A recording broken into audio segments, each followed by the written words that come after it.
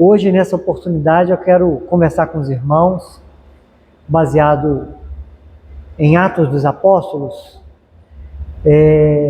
sobre o tema Viver para a Exaltação de Cristo. E a nossa referência aqui é a vida do apóstolo Paulo. Nós vamos trabalhar baseado aqui em Atos 26.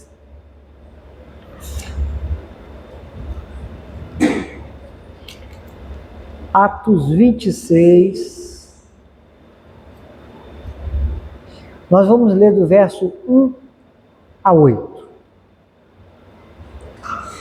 Que diz assim, amados: Então Agripa disse a Paulo: Você tem permissão para falar em sua defesa. A seguir, Paulo fez sinal com a mão e começou a sua defesa. Rei Agripa, considero-me feliz por poder estar hoje em tua presença para fazer a minha defesa contra todas as acusações dos judeus, especialmente porque estás bem familiarizado com todos os costumes e controvérsias deles. Portanto, peço que me ouças pacientemente. Verso 4. Todos os judeus sabem como tenho vivido desde pequeno, tanto em minha terra natal como em Jerusalém. Eles me conhecem há muito tempo e podem testemunhar, se quiserem, que como fariseu vivi de acordo com a seita mais severa da nossa religião. Agora estou sendo julgado por causa da minha esperança no que Deus prometeu a nossos antepassados.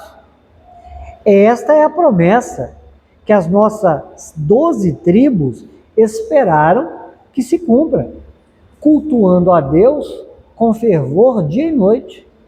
É por causa dessa esperança, ó rei, que estou sendo acusado pelos judeus, porque os senhores acham impossível que Deus ressuscite os mortos? Irmãos, então, veja, nós estamos aqui no capítulo 26, onde Paulo está tendo a oportunidade de se defender da acusação dos judeus contra ele. E vocês puderam observar aqui que na sua primeira palavra de defesa, o que ele diz é exatamente o seguinte: olha, todo mundo sabe como que eu vivi. E eu estou sendo acusado hoje porque eu estou tendo esperança no cumprimento daquilo que nossos antepassados, as 12 tribos de Israel, acreditaram e cultuaram fervorosamente por toda a vida. Olha que bacana a forma com que Paulo começa a sua defesa. Então, o que a gente vai pensar aqui a respeito da vida de Paulo é que a vida de Paulo era movida pelas suas convicções. E o que a gente deve aprender com isso é que a nossa vida, ela também vai ser movida pelas nossas convicções. Aquilo que for forte, aquilo que for o tesouro do nosso coração, né, ali estará a nossa dedicação. Jesus disse em Mateus 6,21, onde estiver o seu tesouro, aí também estará o seu coração. Então, seja aquilo o que for precioso para nós, é baseado nisso que a nossa vida vai desenvolver. A gente vai dar prioridade para aquilo que nos convence, para aquilo que é importante. Então, Paulo, ele tem uma situação interessantíssima na vida dele, que é exatamente uma mudança extrema de vida. Porque se por um lado, é isso que a gente vai ver, ele era movido com muita determinação em uma direção, agora após o encontro com Jesus, ele vai ser também muito persistente e determinado numa direção diferente da que ele estava, né? Então, veja, vamos entender um pouco desse contexto. Paulo, ele era um homem muito bem posicionado na sociedade do seu tempo. É importante a gente saber, quando a gente está falando do apóstolo Paulo, a gente não está falando de um João Batista. A gente está falando de uma pessoa que tinha uma influência e uma importância no seu meio social, né? Ele era um judeu e ainda tinha cidadania romana. E como nós podemos ver aqui no verso 5, ele era um homem que ele tinha uma trajetória respeitável na seita mais severa dos judeus, porque ele era um fariseu. Então,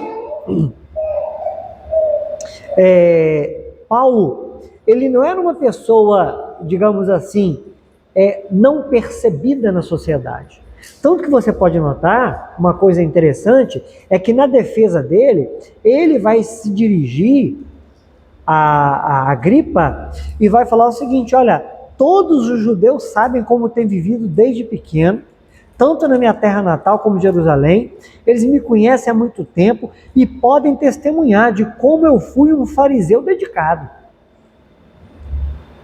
Então, ele sabe da notoriedade do testemunho dele, né?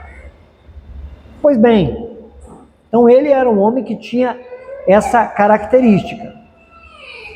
E sabemos que no início quando ele surge, né, nos relatos da Bíblia, ele está surgindo ali como alguém que testemunhava a morte de Estevão e como alguém que estava sendo autorizado pelo Sinédrio, pelas autoridades judaicas, tá, para que ele pudesse então ser um grande perseguidor da igreja. Alguém que estava com carta de recomendação autorizada, ou seja, com autoridade para perseguir a igreja. Nós sabemos então que ele indo para Damasco, observe esse detalhe, ele indo para Damasco, ele foi convertido por um chamado irresistível do Senhor. O Senhor se manifestou a ele de uma forma especial. E ele se converteu de uma forma inédita, tá? Em termos de Novo Testamento, foi uma coisa diferente o que aconteceu na vida de Paulo. Paulo, nessa época, ele tinha aproximadamente entre 30 e 35 anos de idade, nessa época aqui. Então, a viagem missionária de Paulo, que às vezes a gente vai lendo aqui Atos de carreirinha, você pensa assim, ele converteu e começou a viagem missionária, mas não foi. As viagens missionárias de Paulo começaram cerca de 12 anos depois que ele se converteu. 12 anos. O capítulo 21 de Atos relata que Paulo estava em Jerusalém em adoração no templo.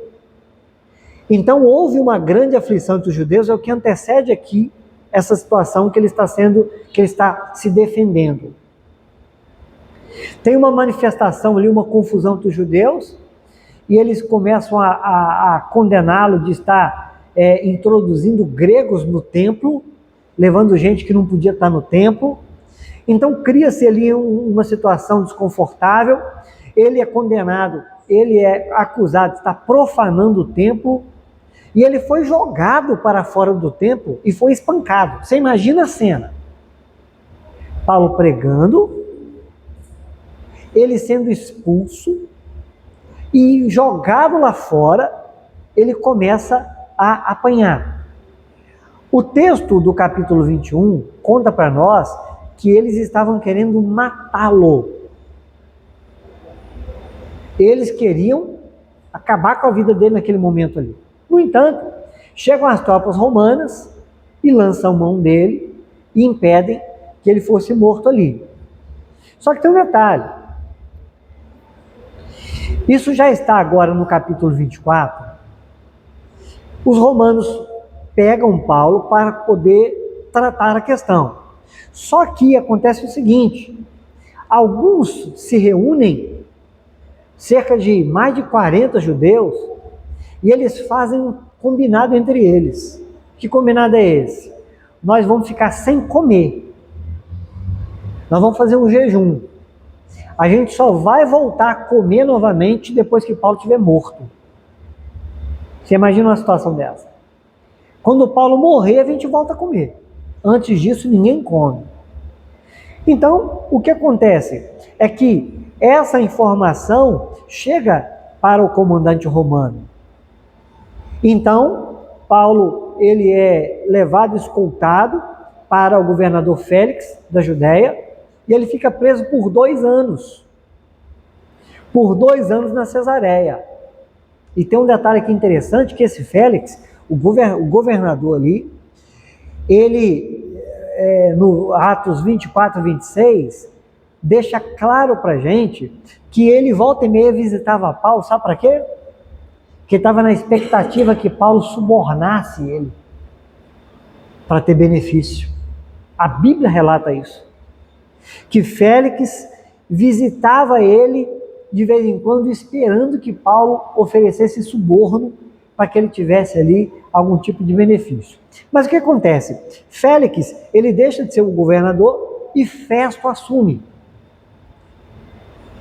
3 dias depois que Festo assume, ele vai a Jerusalém e os principais dos judeus pedem que Paulo seja transferido, ou seja, eles continuam na intenção de matar Paulo.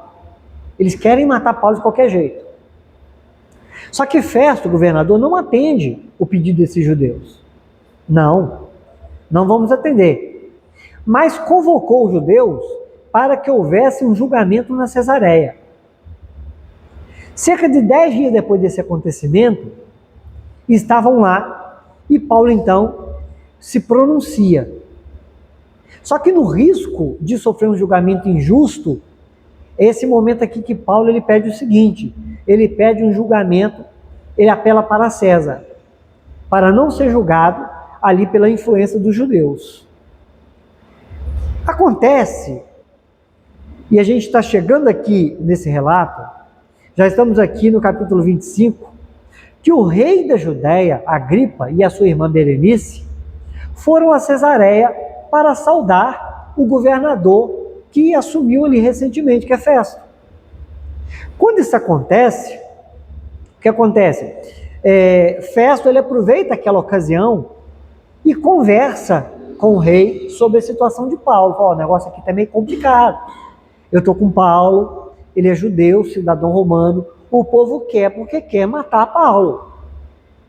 Então, como o rei e a irmã dele iam ficar por muitos dias ali, Festo aproveitou e conversou com ele sobre a situação de Paulo. O que acontece? O rei Agripa se manifesta e fala assim, eu gostaria de conversar com esse homem. Entendeu aqui como foi a dinâmica até agora? Eu quero conversar com esse homem. E é essa conversa que está acontecendo aqui. No dia seguinte, estavam todos ali na sala de audiência. Acontece um detalhe interessante aqui, que em capítulo 25, verso 23, né, vai contar que Berenice, a irmã de Agripa, e Agripa estava ali com muita pompa, né, com a pompa de rei e irmã de rei, né? Então Festo queria saber que tipo de acusação poderia fazer a Paulo perante o império, já que ele também não via culpa em Paulo. Então começa aqui esse texto que a gente leu. Você nota uma coisa interessante, no testemunho de Paulo perante o rei, ele pede, rei, presta atenção no que eu vou te dizer. No verso 1 a 8, que foi o que a gente leu, ele fala da sua história de vida antes de Cristo. Olha, eu fui um fariseu dessa forma, criterioso, tá? E acontece que é o seguinte, e todo mundo pode dar testemunho disso. Só que agora, a partir do verso 9, ele vai falar da sua transformação em Cristo. Ou seja, é o testemunho do que aconteceu com ele, para ele deixar de ser aquele fariseu ferrenho, para ser um pregador do caminho. Ele vai fazer isso do versículo 9 a 18. E depois do verso 19 a 29, ele vai falar da sua vida como o missionário Paulo. Então veja, na sua defesa, ele fez um resumo da sua vida até aquele momento. É muito interessante observar isso. Agora, o que a gente aprende com Paulo nesse cenário? Veja, a primeira coisa que a gente observa são 6 ensinamentos preciosos. Veja, ele esteve convencido de que deveria se opor ao nome de Jesus. Isso é que a gente vê do verso 9 a 11. Paulo, ele tinha uma certeza. Qual que é a certeza dele? Eu tenho que destruir todos que estão desse caminho. E quando ele pedia autorização, cartas, ele fazia isso com muito amor, com muita devoção, porque ele tinha um entendimento que Jesus era uma grande heresia. E ele estava querendo destruir a vida de Jesus e todos, de Jesus não, né? De apagar a imagem de Jesus através de seus discípulos, né? Porque era essa a forma que ele entendia de estar honrando a Deus. Então, antes de conhecer a Cristo, ele era um homem muito decidido, porque ele tinha a convicção de que o seu papel era se opor a Cristo. Então ele admitiu que na oposição de Jesus, ele prendeu pessoas. Ele disse, por causa de Jesus, eu prendi muita gente. Ele admitiu. Segunda coisa, ele trabalhou para que pessoas morressem por causa da fé. O plano dele, que ele executou, era o plano de matar gente. Uma terceira coisa, ele tinha prazer em ver o sofrimento dos crentes. Paulo tinha prazer, tá? Outra coisa, ele se empenhava para assistir cristãos blasfemarem contra Cristo. Ele fazia de tudo para que os cristãos blasfemassem e ele ficava assistindo. Sabe essa coisa que você vê hoje assim, de muçulmano, você tem que ir declarar que você nega Cristo. Eles faziam isso, eles queriam realmente, Paulo queria isso. Essa era a sua sede. E tem um detalhe, ele era tão dedicado que ele rompia fronteiras. Ele queria encontrar gente de Deus em qualquer lugar onde esse povo tivesse. Percebe que até agora o que a gente está vendo é o seguinte, ele está contando como que era a vida dele e como que ele se opôs a Cristo e a todos do caminho, porque ele tinha uma convicção. Era isso que ardia no coração dele. Ou seja, ele era um opositor confesso, ele era um anticristão. Porém, nos versos 12 a 15, do capítulo 26, vamos ver o que está contando para nós aqui? Versos 12 a 15 do capítulo 26. Capítulo 26 de Atos. Ora, numa dessas viagens, eu estava indo para Damasco, com autorização e permissão do chefe dos sacerdotes. Por volta do meio-dia, ó rei, estando eu a caminho, vi uma luz do céu, mais resplandecente que o sol, brilhando ao meu redor e ao redor dos que iam comigo. Todos caímos por terra. Então ouvi uma voz que dizia em aramaico, Saulo, Saulo, por que você está me perseguindo? Resistir ao aguilhão só lhe trará dor. Então perguntei, quem és tu, Senhor? Olha que interessante.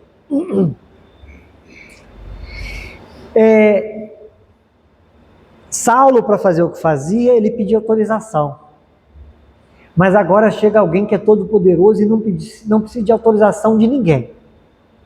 Ele chega, interfere na viagem de Saulo, não precisa pedir autorização para ninguém, porque ele é o Senhor. Chega com a sua luz, interrompe o trajeto de Paulo, entra soberanamente na história de Paulo e muda tudo. O sol da justiça, que brilha mais intensamente que o sol, reluz.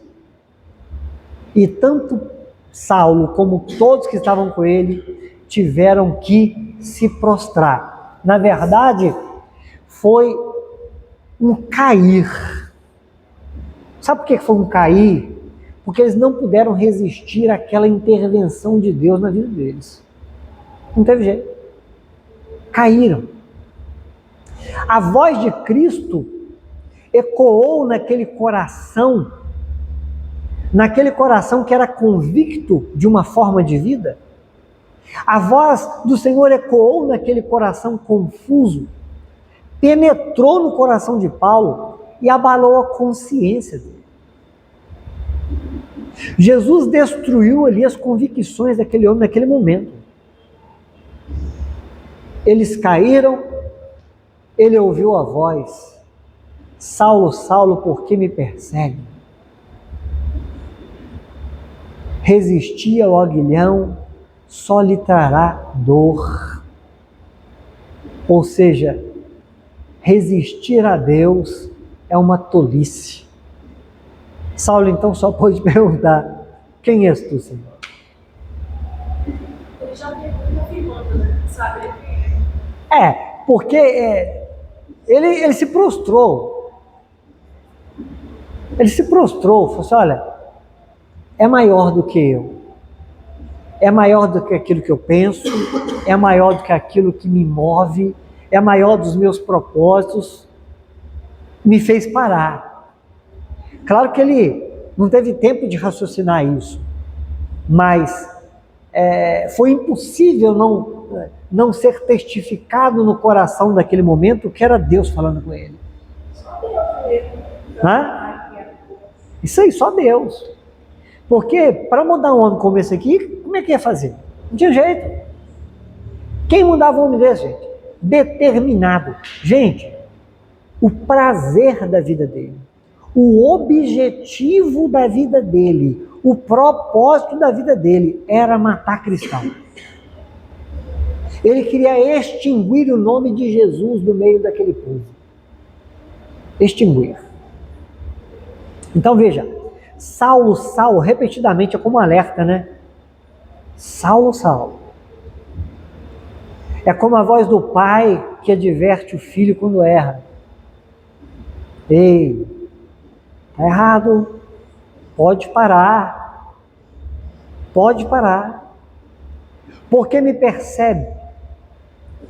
Toda a ira de Paulo era dirigida ao povo, mas atingia a Cristo. Esse ponto é muito importante de entender, irmãos.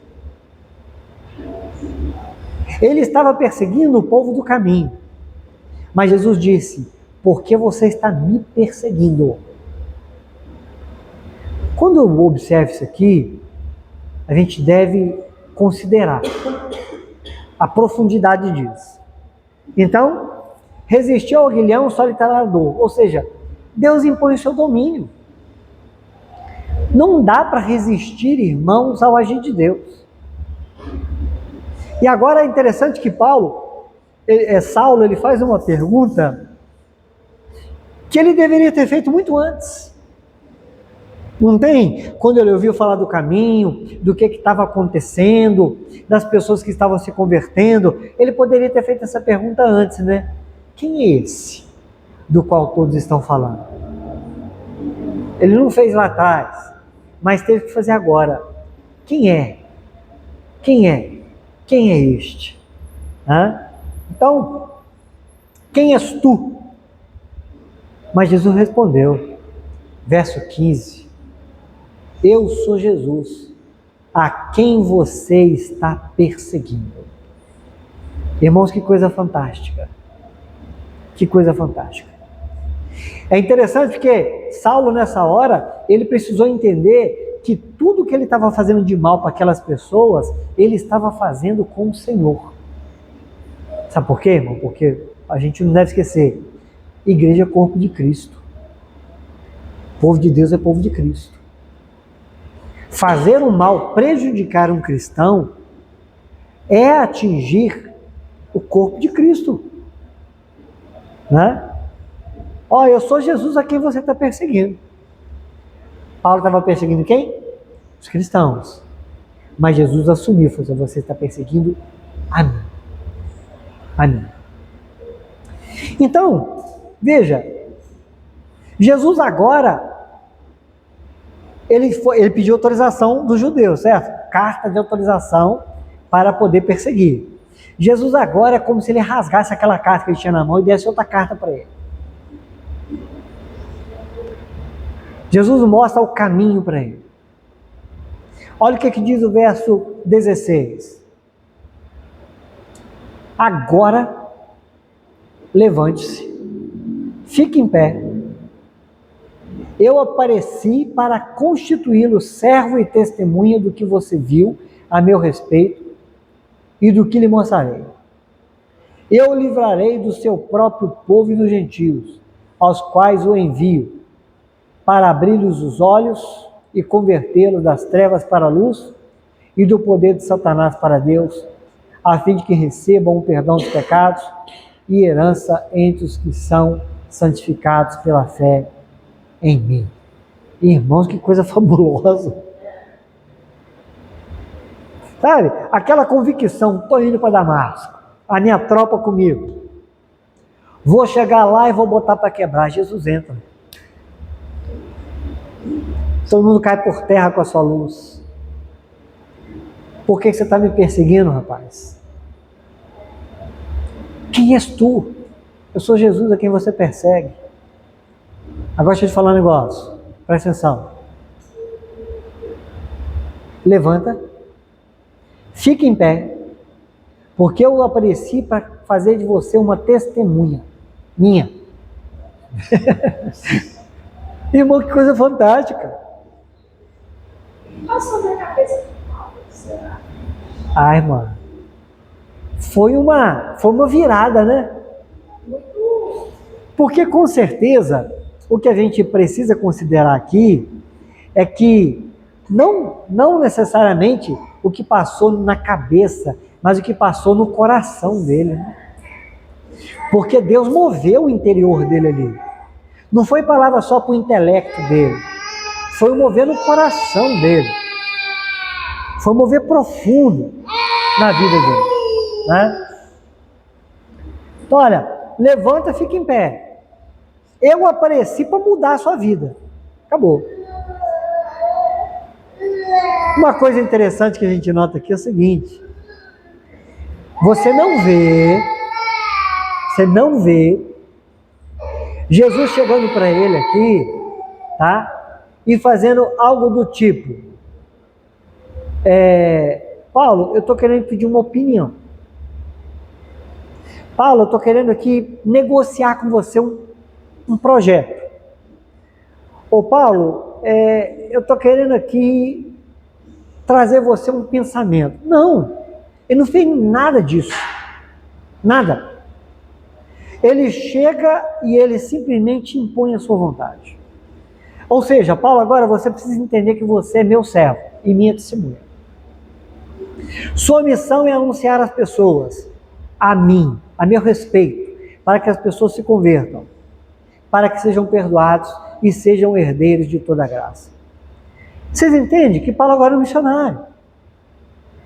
Paulo agora é um missionário. Então, ele chega para o rei e fala assim, rei, a situação é essa.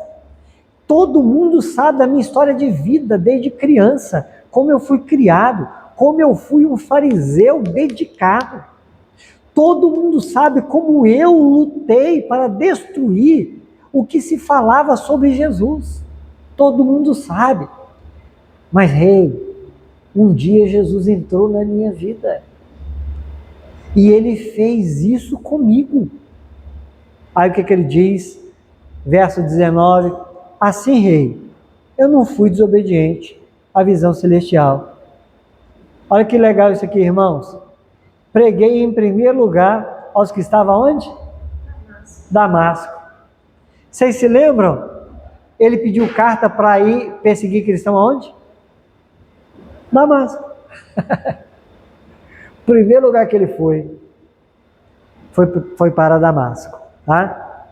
Para ser testemunha do que ele viu, do que aconteceu com ele.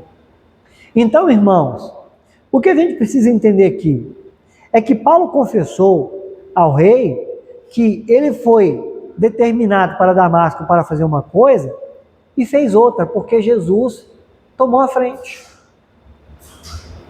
Ele vai contar agora nos versos seguintes que ele pregou em Jerusalém, que ele pregou na Judéia, para a mudança da vida das pessoas. E por isso ele estava preso. Assim, o rei, eu estou preso porque eu fui obediente à visão celestial. Eu estou preso porque eu fui fazer aquilo que Deus mandou fazer. Agora, você sabe o que é o interessante? Lembra?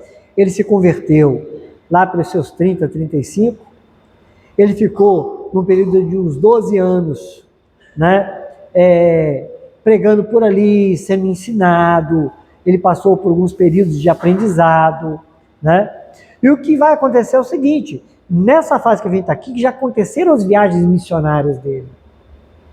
Ele está aqui aproximadamente, irmão, com 60 anos de idade.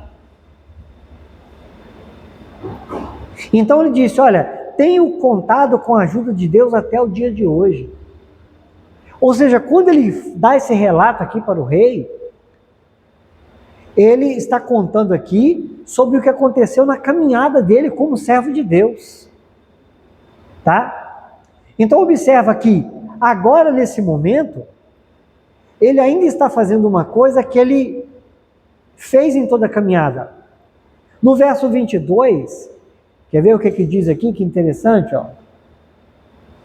Mas tenho contado com a ajuda de Deus até o dia de hoje, e por esse motivo estou aqui e dou testemunho tanto a gente simples como a gente importante.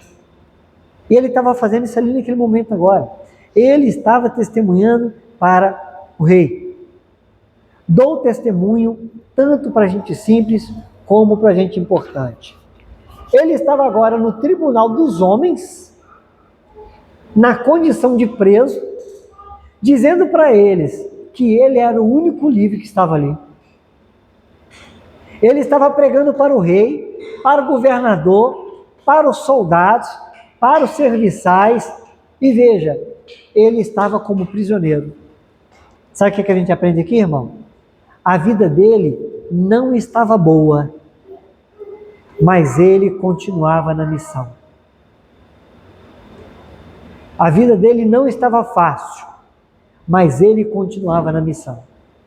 Isso é uma coisa que a gente deve se perguntar. A gente continua como Paulo ensinou na vida dele, independente da situação, sendo testemunha de Cristo, independente da circunstância? É isso que ele estava fazendo ali, né? Então veja, Paulo se dirigiu agora ao rei e pergunta: você acredita nos profetas, rei? Eu sei que sim. Irmão, olha a ousadia de Paulo. Por isso que ele disse que estava doido. Exatamente. Você está louco, estudou demais. Ele testemunhou ali de uma convicção, falou assim: ô rei, você acredita no profeta, né? Eu sei que você acredita nos profetas. Que coisa fabulosa, né, irmãos? Que coisa fabulosa. Então veja, Paulo ele começou bem na caminhada. E ele terminou ainda dedicado. Né? Então, o que eu quero despertar aqui o nosso coração nessa noite, com essa palavra, é sobre o foco de Paulo agora no chamado de Deus. Se antes ele tinha um foco em ser um anticristão, ele agora era um grande missionário.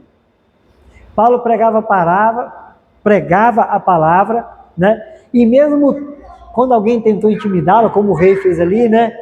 Você está louco? O conhecimento te enlouquece, né? E o rei ainda tentou se esquivar, né? Ô Paulo, você acha que você vai me converter rapidinho assim? Você vê, o rei entendeu ali, e na verdade ele estava sendo evangelizado, né? Mas aí o que Paulo faz? Paulo, irmãos, é incrível, né? O que é a palavra de Paulo? Não, rei, você está me entendendo mal, não é isso que eu quero fazer, não. Paulo diz assim: olha, em pouco ou em muito tempo, peço a Deus que não apenas tu, mas todos que hoje me ouvem se tornem como eu, menos por essas algemas. Que todos se convertam. E a minha oração é essa mesmo, rei. Tá? Então, irmãos, veja, O que acontece no relato aqui de Atos, que Lucas vai dizer, é que eles não responderam nada para Paulo ali, tá? Saíram de lá com a mesma pompa que entraram, num discurso técnico, a gente também não vê culpa nele, não tem nada de errado. A gente poderia até soltar esse homem. Mas veja, certamente a palavra de Deus alcançou o coração daquelas pessoas. Paulo pregou. Veja, ele não garantiu o resultado daquela pregação, mas ele pregou para todos ali, rei, governador, súditos, todos que estavam ali ouviram um testemunho de vida daquele homem. Um testemunho de vida daquele homem. Ele anunciou a verdade e cumpriu o seu papel. A conclusão é que depois disso, Paulo foi para Roma, ficou preso por mais 2 anos, depois ele é solto por um tempo, depois é preso novamente e executado. Sabe o que a gente aprende com isso, irmão?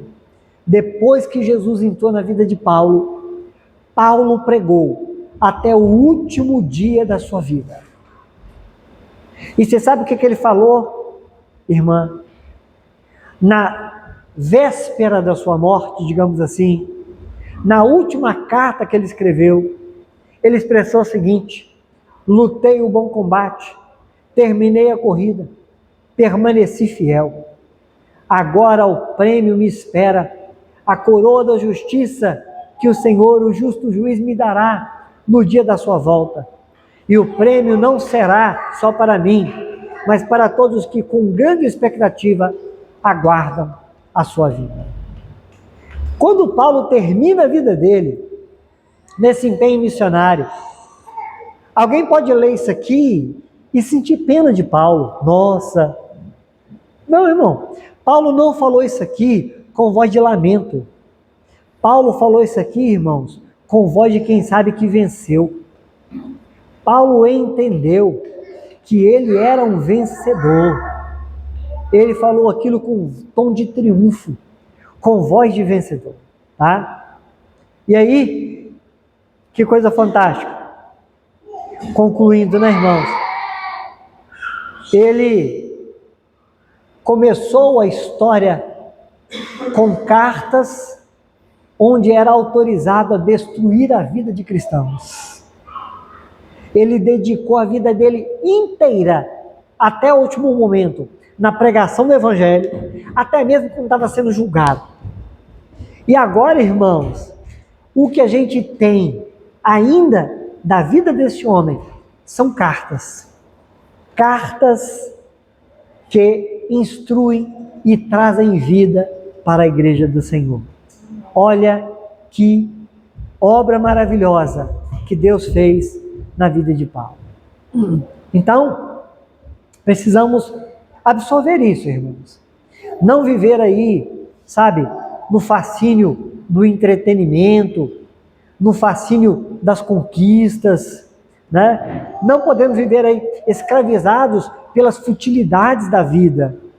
Nós precisamos entender isso, que quando Jesus nos chamou, foi para fazer da nossa vida também o que ele fez com a vida de Paulo.